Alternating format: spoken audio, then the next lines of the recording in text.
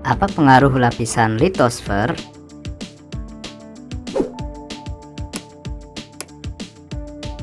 Kids, kali ini kita akan diajak belajar tentang salah satu bagian bumi, yaitu litosfer. Istilah litosfer diambil dari bahasa Yunani, yaitu lithos atau batuan dan sphera atau lapisan.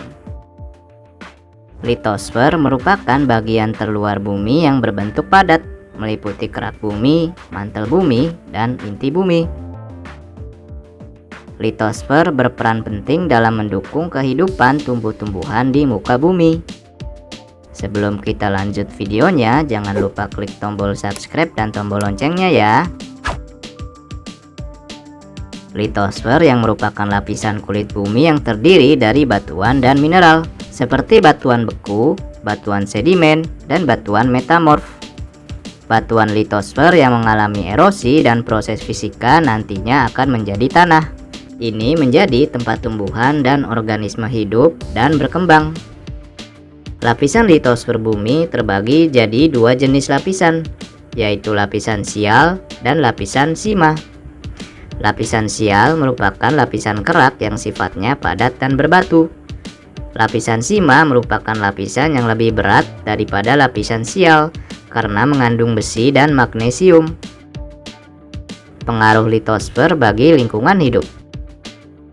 Berbagai komponen yang ada di lingkungan seperti biosfer atau makhluk hidup, hidrosfer atau air, atmosfer atau udara, hingga xerosphere atau kawasan tanah beku saling berkaitan dan mempengaruhi litosfer. Materi batuan litosfer yang keras dan padat bisa dihancurkan dengan adanya pergerakan gletser yang kuat. Selain itu, angin juga bisa menyebabkan terjadinya proses pelapukan hingga hujan yang bisa memengaruhi kondisi lapisan litosfer. Komponen organik yang dihasilkan oleh biosfer, sisa tumbuhan dan hewan bisa bercampur menjadi batuan yang terkikis dan menciptakan tanah yang subur. Lempeng litosfer memiliki permukaan yang berbeda-beda.